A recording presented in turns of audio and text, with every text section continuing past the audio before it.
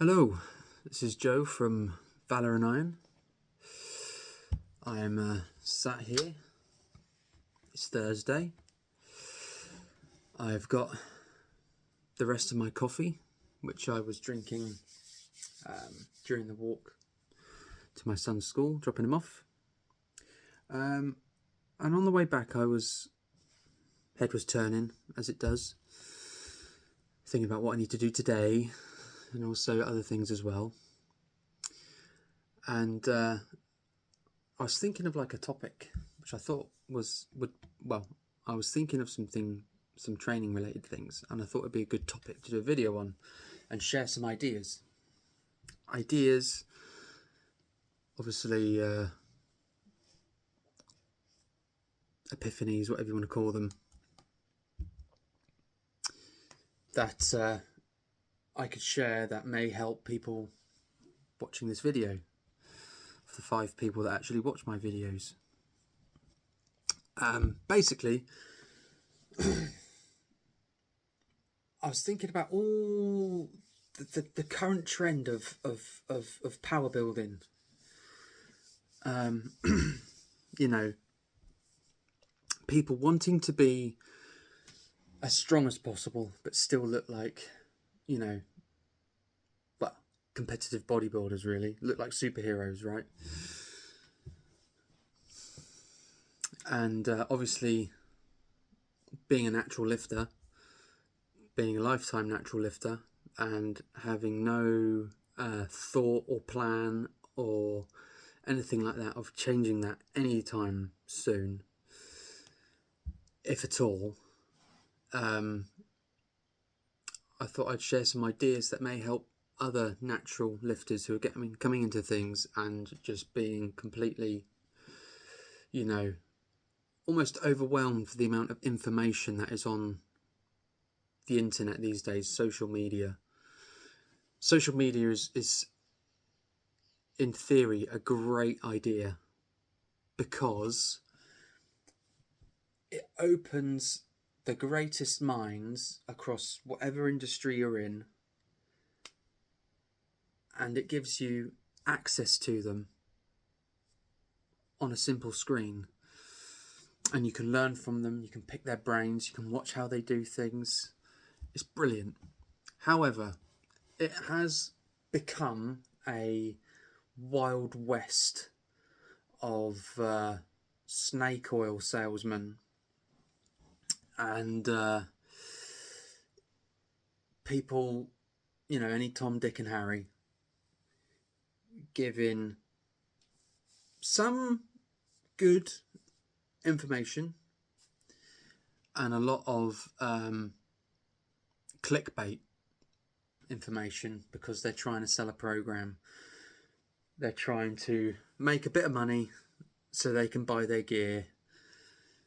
And I'm not going to lie, I get overwhelmed by it. So just to simplify things, I thought it'd be good to just do I was going to say quick video, but you know what my videos are like. A quick video is like 30 minutes long. So do a video trying to simplify, really, for people that are interested, because this is what I do. Simplify power building, how to set it up. So, what is power building? Well, power building really is basically bodybuilding utilizing the main compound powerlifting lifts. Okay, squats, deadlifts, bench presses, and then to that you could add in the overhead press, right? Some people say squat, bench, deadlift, and bent over row. The bent over row is a very good movement, but the bent over row I don't think is a necessity for overall strength. I don't. I think it's a good assistance work for helping the main lifts, like the deadlift, the bench press, but I do not think it is a do or die exercise. So, bodybuilding with the powerlifting lifts. So really, it all started. I'll take you back now. It all started really in the 40s, 50s, when gyms were bare bones. You didn't have machines. You didn't have fancy equipment. You didn't have hammer strength. You didn't have brands like Panata. You didn't have Life Fitness. You didn't have all these different brands. Cybex didn't exist. You had barbells. You had dumbbells. That was it. You had some makeshift squat racks, which someone probably welded 2 big steel bars, welded a couple of little hooks at the top, little wedges at the top for the bar to sit in, and they usually welded them to something like some old car tires. That was your squat rack. Any other power racks was sort of welded, fabricated, homemade from steel piping, and it was really sort of what you could pick up at the scrapyard, at the junkyard, and having a bit of an imagination and a bit of knowledge behind, mechanical engineering.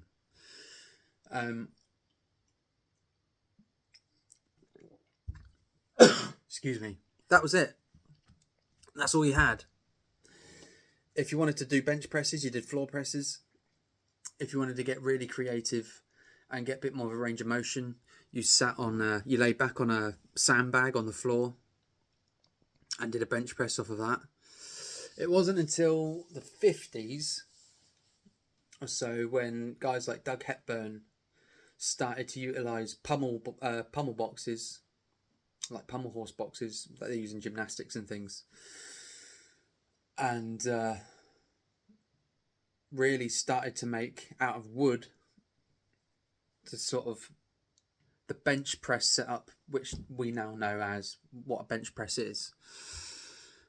And really, it was an assistance work for the Olympic lifts, because powerlifting didn't exist back then. It was bodybuilding, or if you're a strength athlete, you're an Olympic weightlifter. And these guys would train together in the same gym facilities, using the same equipment, and a lot of the time training together. Bodybuilders and Olympic weightlifters would train together. There was no, they're a bodybuilder, I'm a powerlifter, he's a strong man, so we all got to do our own thing. We all stick within our cliquey little subcategories, and we don't really talk to each other, and if they walk on our side of the gym, we sort of look at them a bit funny. There was none of that. There was no toxicity, and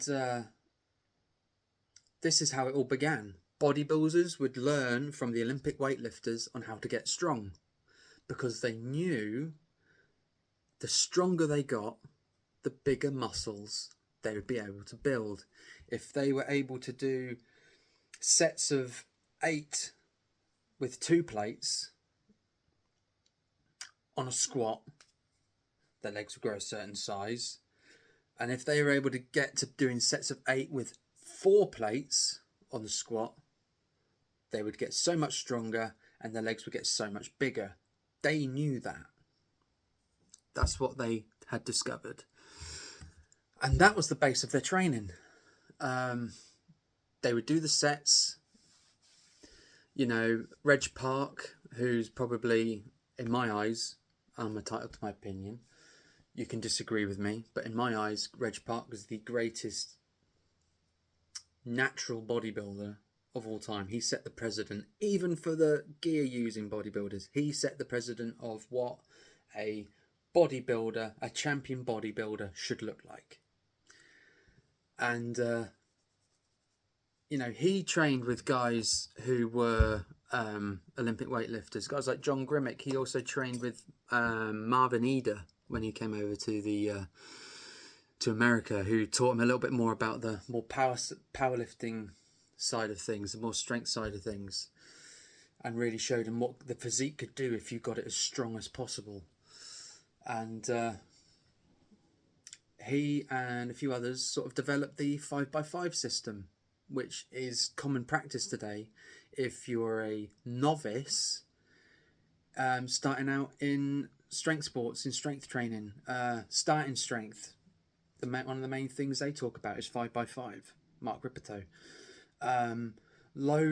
So many coaches use the 5x5 principle for novice lifters wanting to get into heavier training to help their bodies start to get used to heavier loads and lifting heavier loads, because 5x5 has that marriage of weight and volume. And this is how it all began. So you'd have your squats, you have your deadlifts, you have chin-ups, rows, bench presses, dumbbell presses, and rows, and whatever else. That was what you had.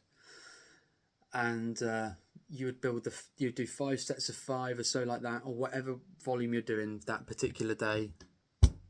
And you would base it around those movements. And then you would branch off and do other things. Say like a front squat, a hack squat, but I'm not talking about the machine hack squat. I'm talking about the actual hack squat that was originated by George Hackenschmidt, who was a professional wrestler back in the turn of the century. He came up with the back squat as a means to train it, just a different way to train his legs. He felt he could get a better range of motion and better position and stuff if he held the bar underneath him rather than on his shoulders. And then from then on, people came up with like the back lift, behind the back deadlift, things like this. But the hack squat was a commonly used squat variant in those early gym settings. Steve Reeves utilised the hack squat when he was training at the original York barbell as one of the lifts he used to build his leg size up. He put his feet on a little 2x4, his heels on a 2x4 to get a little bit more quad emphasis. He could come down a little bit further that way, stay a little bit more upright, isolate the quads off a lot more, and he would hold the bar behind his back, and sometimes he'd even place the bar on the back of his belt. And then as the sport progressed, machines became more prominent. 60s came, the 70s came. Now you're starting to get the very early cable machines. You're starting to get lat pull downs. You're starting to get things like vertical leg presses. You're starting to get things like very early cable crossover machines, things like this. And being able to isolate muscle groups off more, it became more available. And so with that, the training changed. Joe Wader came about with his magazines, started talking about 3x10 and the Wader principles, which he did know what he was talking about, but a lot of them were, a means to sell magazines, sell supplements, sell gym equipment. But a lot of respect for Joe Wader. If it wasn't for Joe Wader, you wouldn't have the sport of bodybuilding that we have today. Simple as.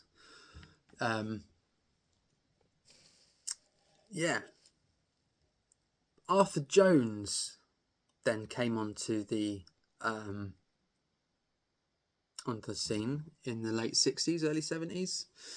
Started talking about high intensity training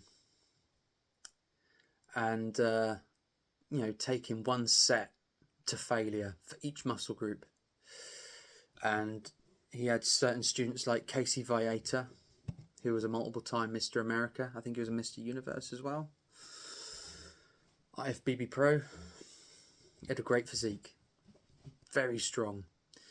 And two of the more popular ones, well, from Arthur Jones's education, one of the more popular ones, Mike Menser, and his brother Ray Menser as well. They really popularized heavy duty training, which is high intensity training, and they took it to some real extremes with one set to failure, and then you're not training that body part for another eight or 9 days. Again, I think part of that was to sell books. Part of that was to sell, coaching and wisdom, products, things like this, magazines, newsletters. But he had a pretty a pretty damn good physique. So there was something to that. I did think he over exaggerated it to sell a few more newsletters and things at the time. But one of his students would come on to completely change bodybuilding in the late 80s, early 90s, and then all the way through the 90s.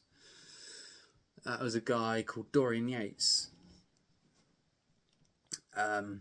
Dorian Yates did one set to failure. He was very much taking that muscle to failure and then past the point of failure. So he would take the muscle to positive failure. He would then take the muscle to negative failure. And then once he got the muscle past negative failure, he would take the muscle to static failure. We just do holds and squeeze and disgusting. But he went on to win 6 Mr. Olympias, and he had probably one of the greatest physiques ever. He took bodybuilding to a completely new level. Bodybuilders wouldn't be so big as they are today if it wasn't for guys like Dorian Yates pushing the goalposts out a little bit with what the physique can do and where it can go. So there's a little history lesson, and it's coming back round again. You had guys like Jay Cutler back in the early and mid 2000s who were more high volume, and then a few years ago, Mike Menser started getting really popular again, and everyone started doing heavy duty training again. So where does this fall in with power building? Like, what's this got to do with power building? Well, this is what I'm getting to. Power building, you're wanting to get strong and big, just like the bodybuilders of the silver era. Guys like Reg Park, guys like Steve Reeves, guys like Marvin Eder, guys like John Grimmick, all these guys.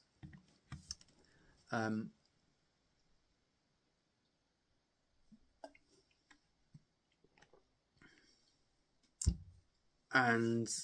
you want to do it effectively. You don't want to be spinning a hamster wheel. My philosophy has always been, it's been a double-edged sword. If I am strong, I want to look strong. Okay. And if I look strong, well, I want to be as strong as I look. Okay. I don't want to just be, pillow weight, fake weights, blown up with air and nothing inside it. I want my muscles and my physique to look like what it is, big and strong and able to move a lot of weight. It's about that sort of Herculean image. And I think the best way to do this is to split your training into 2. Okay, you can do this week for week, or you can do front end of the week and the back end of the week.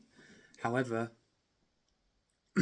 I think if you're doing that, you're not going to be able to train as efficiently, and you're probably going to end up leading to overtraining.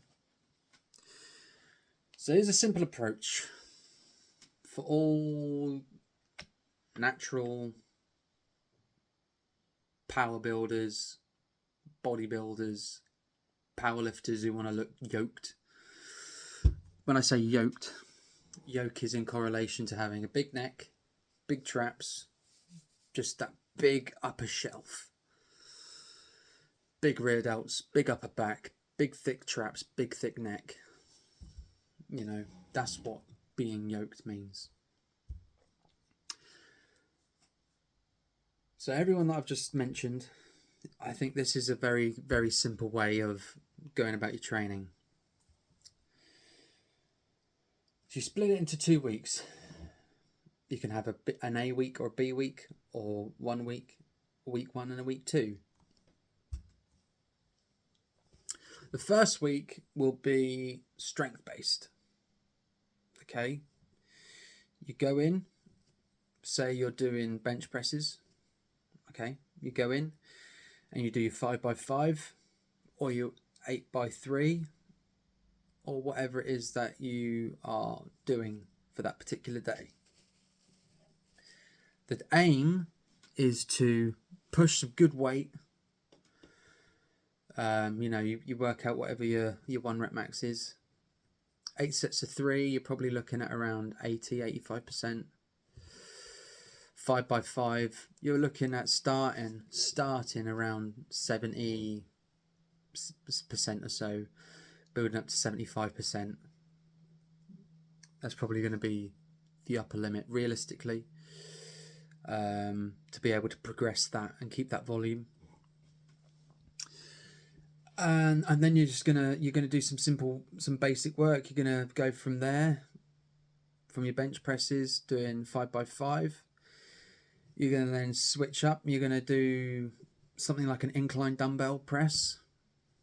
You're gonna do 4 sets of 8 to 12.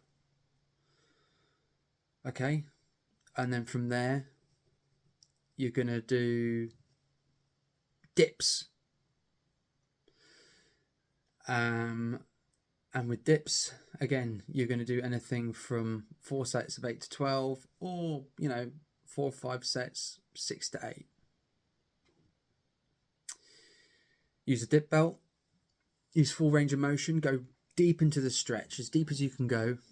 Okay, and the key to doing dips without getting pain is to really lower with control on the eccentric. Okay. Lots of people get shoulder pain, elbow pain on dips because they try and catapult their dips. They try and boom, boom, go up and down really fast. The quicker something goes down, the quicker it comes up. There is some science to that, but when you're doing things like dips, it can leave you vulnerable to micro tears or full-on tears and ruptures. So the key to pain-free dip is a very steady, controlled eccentric. Okay. And from there, you can either do a fly, or I would actually just go into some tricep work. Close grip benches, a skull crusher. You've already done dips, so you've already worked the whole of the tricep. Or you could finish with some upper back work. Throw that in. But that's basically your day done. Bench presses, incline dumbbell presses, and dips. That is your day done. Do some abs, of course. Do some abs. Do some hanging leg raises. Do some crunches. If you're at a gym that's got one, do a Roman chair. Whatever you want. Do some ab work. Ab rolls. Ab work is very, very important, especially when you're wanting to get strong and look athletic with it. So do your ab work.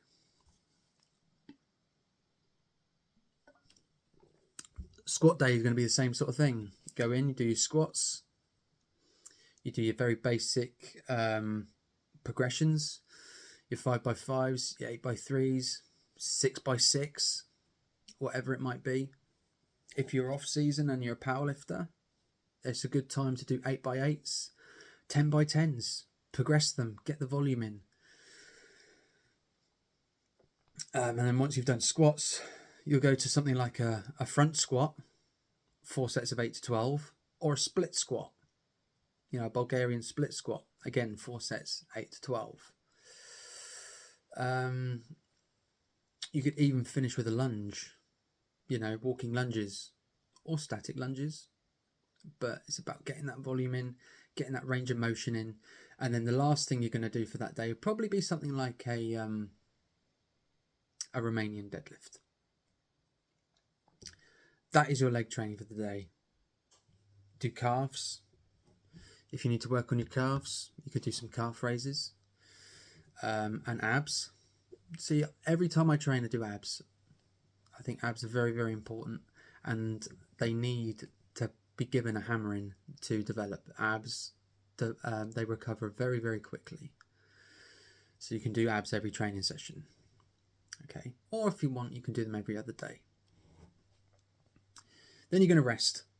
Okay, you're going to rest after that day. Then you're going to go back in and you're going to do shoulders. You're going to do presses. Standing military presses, seated military presses.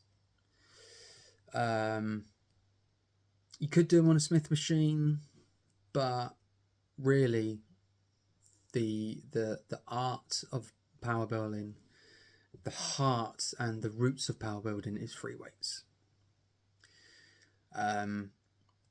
So you're going, even though Smith machines do have their place, I'm not going to diss Smith machines. They have their place, they have their uses, they are versatile. But you're going to do a military press. Spot up, bring it down, push all the way back up. After that, if you've got the range of motion in the shoulders to do it, okay, you're going to do some lighter behind neck presses. This is why I'm saying, now start light with these if you've not done them before. Get a feel for the range of motion, and even if you have to go a little bit lighter and just do some lighter sets, get that range of motion in there. The behind neck press is a very good movement for upper body development. It has very good carryover to your bench press, but it needs to be given its respect. Like some movements, and there are many for every body part, if you go guns blazing and try and see how much weight you can do the first time you do it, and you don't give it the respect it needs, you're going to get a shoulder injury. You're going to snap something or break something, and that's not very good. So give it the respect it is due. Start small and progress to big. Okay, but you're going to follow similar progressions again. 4 sets, 8 to 12. You could do 5x10 if you wanted to, and then from there you're going to do like a shrug or something. Okay, now that is your shoulder day done. Note here that really for each day so far, for the power building days, you're doing a maximum of what, maybe 3, maybe 4 movements. Okay, we're concentrating on volume, we're concentrating on lifting heavy weights, and we're concentrating on just the big fundamental, big compound movements. Okay, changing the angles up slightly so they do hit different areas of the muscles, but also they change the leverages of the movement. They change the center of gravity, and that is going to benefit the actual movement itself in various different ways. Okay, now the last day of the week, you're going to do deadlifts, you're going to do your back. Okay, now for this, again, you're going to do deadlift. Okay, 5x5, 8x3, 6x6, you get the idea. After deadlifts, okay, after deadlifts, you're going to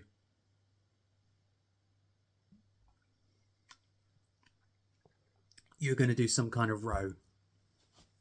Okay, it can be a bent over dumbbell row, it can be a bent over barbell row, it can be one arm dumbbell row, you could even do weighted chins. Okay, but the key to this is volume. You are going to, like I said, for the assistance work, for the rows, 4 sets, 8 to 12. Okay, you want to be taking these assistance exercises to the brink of failure, but not actually to failure. So really between 1 and 3 reps shy of failure, because we're concentrating on moving weight, we're concentrating on volume, and we're still at all times concentrating on technique and full range of motion.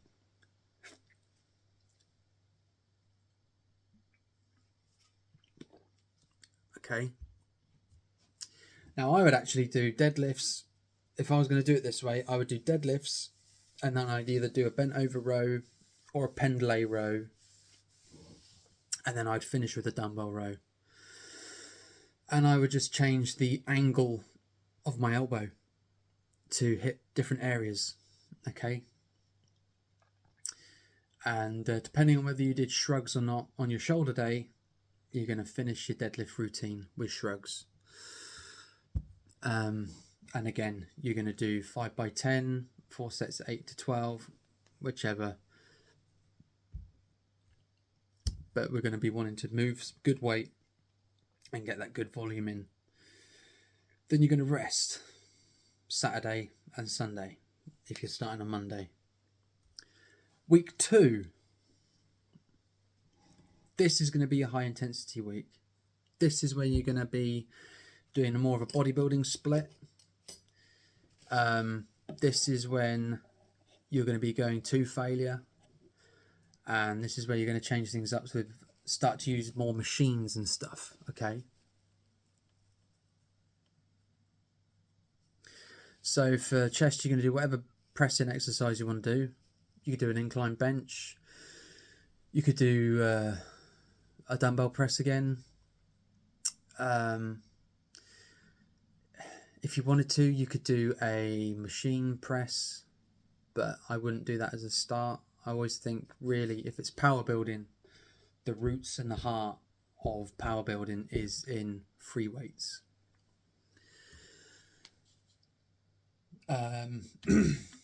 Like I said, you're going to do incline benching, dumbbell press, a floor press, whatever you want, really. A decline press, even, you know. And you're going to go to failure in this one. So, training partners, very, very important. If you don't have a training partner, lift in a rack, in a power rack. Okay. This is also a week where I would say a Smith machine would be good to use, especially if you're by yourself, because you have got those hooks. You have got that sort of air of safety. Okay.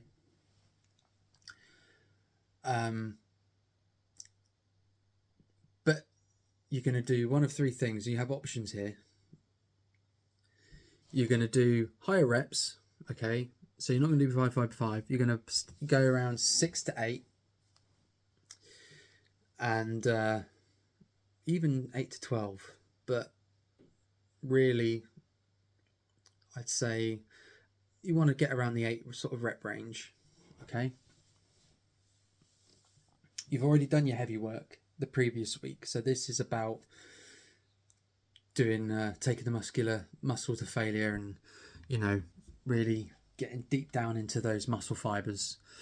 So full range of motion, good control, and once you hit failure, you get your partner, if you've got a partner, to help, assist the last 2, maybe 3 reps until you get your desired rep count. Okay. If you're doing a 12 rep scheme and you get to 8 and your partner has to help you get a couple and you finish on 10, don't go up in weight the next week. If you're doing a given weight, you're going for 12 reps, or you're going for 8 reps, say, you get to 4, you rack it, you rest 10 seconds, you go again, you get another 4, maybe the partner helps you assist on the last 2 just so you do get those 4. I would say don't go up in weight next week. Don't go up in weight.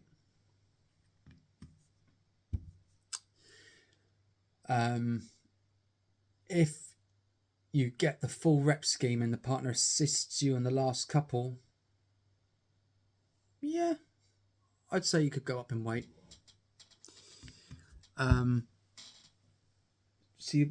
What's happened there is you're progressing over a couple of weeks that way. You're getting the reps up and you're letting the muscles guide the progression, not the weights. You're not working off of numbers that way, you're working off of feel. So, but you're taking it to failure. Okay, the first example was a rest pause with some assisted reps. The second example was just a basic rest pause, like Dante, Trudell and guys go on about in dog crap training. And the third is just a simple assisted, like forced rep, I suppose you'd call them, scheme. I've got to really try and cut the time down now. I'm going into 37 minutes, so I guarantee you hardly anyone will watch this. So I'm talking into the great unknown. Another thing you could do if you're by yourself, strip sets. Take a weight to failure. Okay? Have your rep scheme there. See how many reps you can get by yourself. If you fail before the rep scheme, the end of the rep scheme, strip the weight off. Carry on. If you still get there before the rep scheme, to failure, if you still get to failure before the rep scheme, strip another weight off. Carry on. Rather than going up in weight the following week, you've got the amount of reps you just did on that the main heavy working weight. Try and beat that. Even if you just beat it by 1 rep, try and beat it by 1 rep before you strip the weight off. That is progression. That is progressive overload. That is increased time under tension. That is increased mechanical overload. However, keep in mind, that is the only set you're going to do for that exercise, working set You're going to do your warm-ups. If it's 4 sets of 8 to 12 you're doing, you do 2 warm-up sets.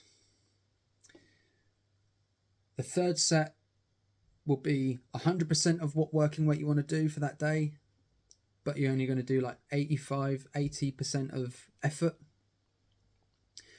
And then the 4th set, that is hammer down time, let's go, taking it to failure, pushing it. And then you move on. You move on to some other isolation work, do flies, you could do a secondary pressing work, you can do pressing machines, you could do cable crossovers, all that sort of stuff. And you follow the same sort of rep scheme. And you do this for every day, okay? You do this for each day. For legs, this would be a great time to do like a belt squat.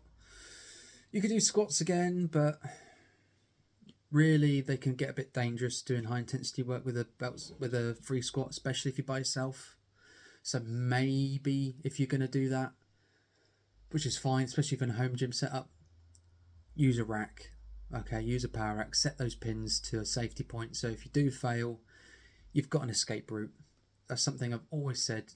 If you're training by yourself, make sure you've got escape routes, because you haven't got someone there to pull the weight off of you. And the amount of people that have their heads in their phones and just worrying about themselves these days, which is fine, I get it. Everyone's stressed for time, you know, everyone's sort of just getting in and just doing their own thing. It's fine. But the amount of time, it would take for someone to actually come over and realise that you're trapped under a bar, it could be dangerous. So make sure you've got an escape route. If you're by yourself, use a rack, set those pins up to the correct height, and yeah, good luck basically. But this is a great time to do leg presses, hack squat machines, belt squats, things like this.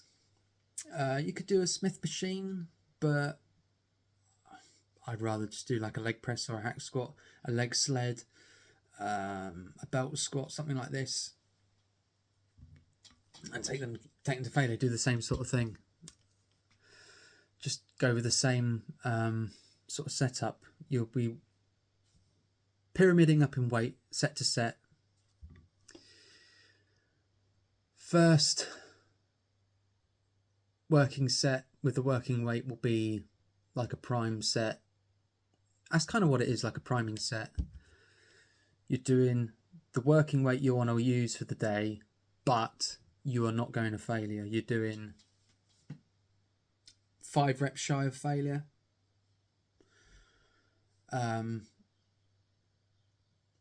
It's just getting that muscle switched on. Okay, this is the weight we're using. This is how it feels. It feels good. Rest 2 minutes, and then you're going to go boom, and you're going to just tear that muscle to bits. And again, rest pauses. You're going to do strip sets if you want to do a strip set. You've got loads of options there.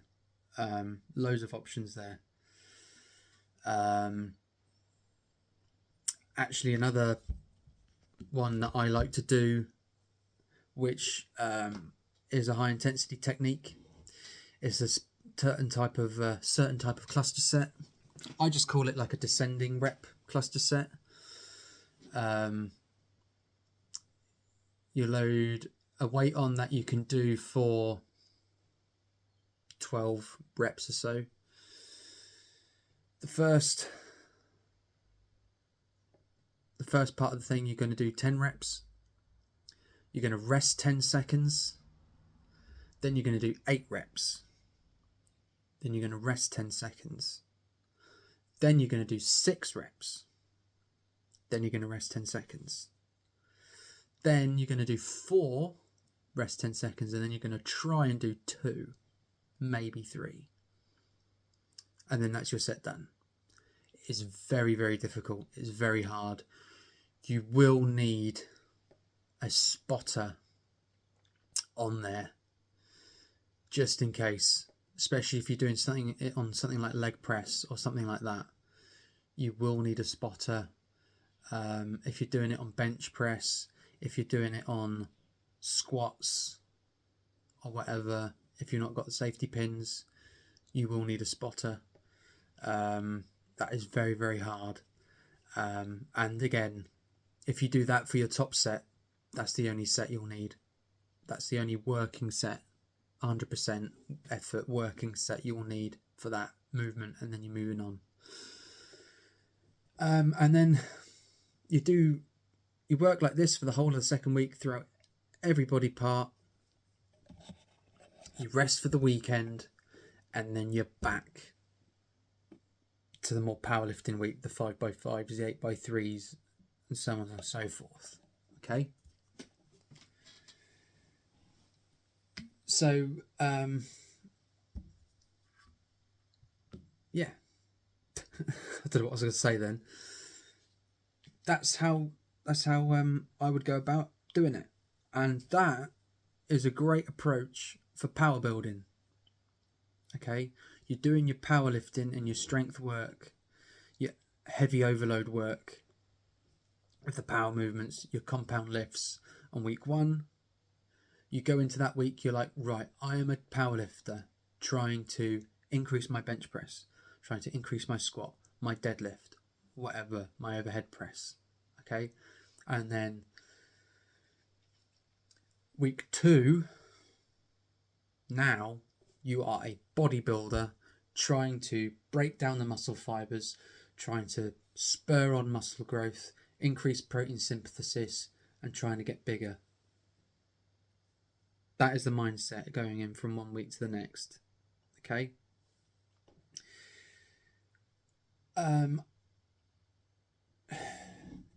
Yeah. Eating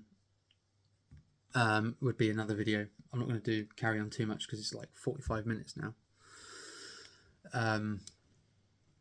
I'll do eating on another video, nutrition on another video.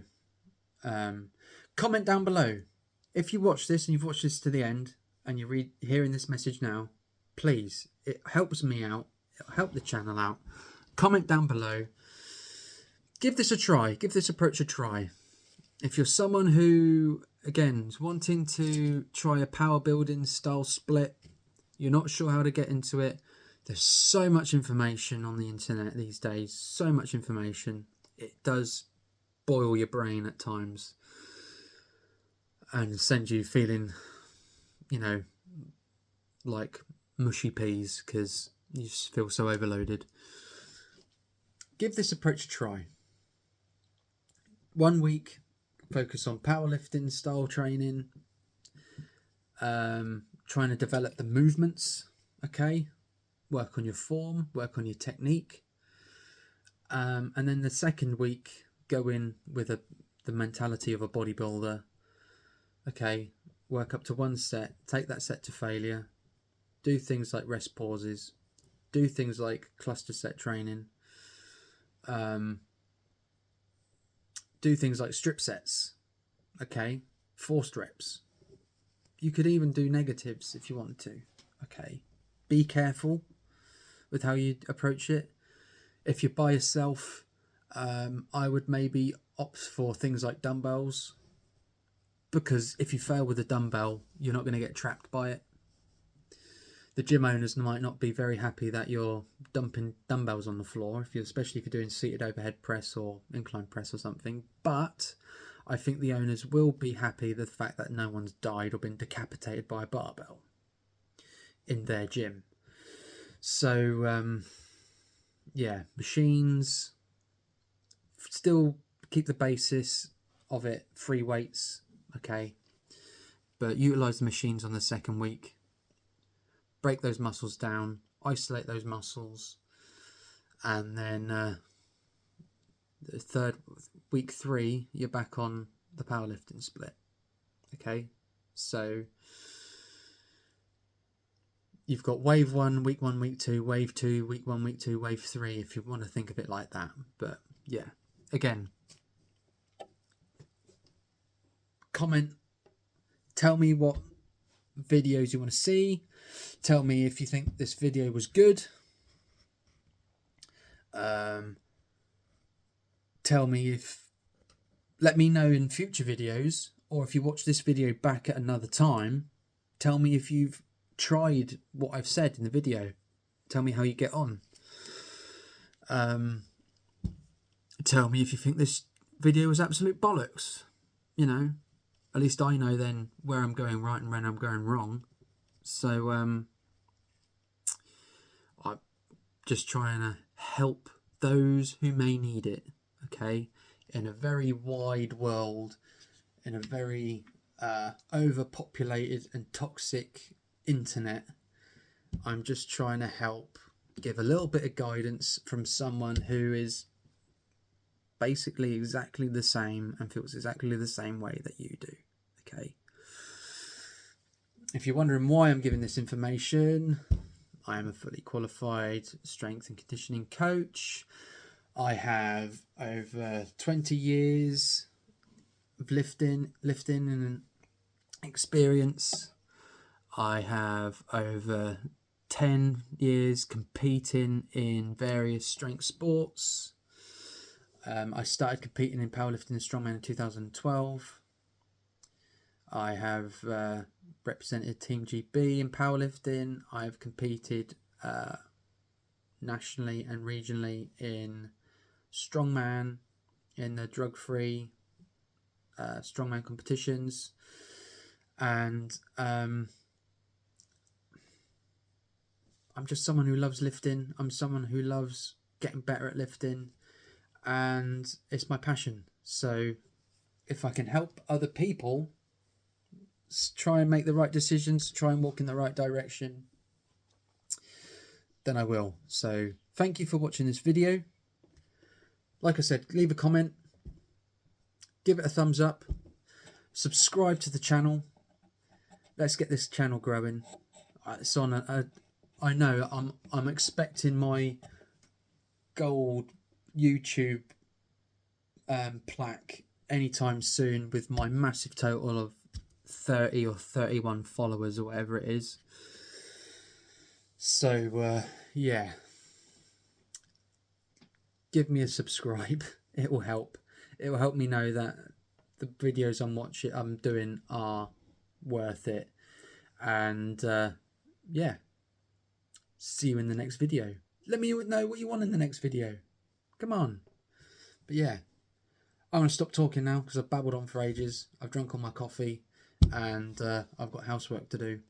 So goodbye.